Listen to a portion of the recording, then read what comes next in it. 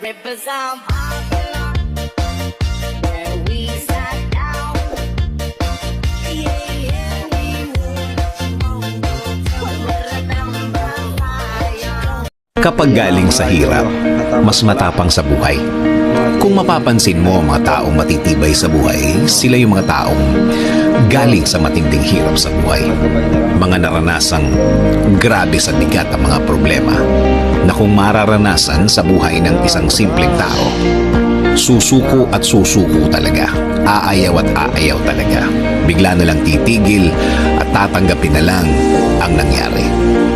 Pero ang mga taong nag-decide na dumiretso lang sa buhay, sila yung matitibay na.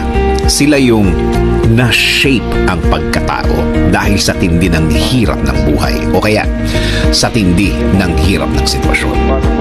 Talagang ang mga darating sa buhay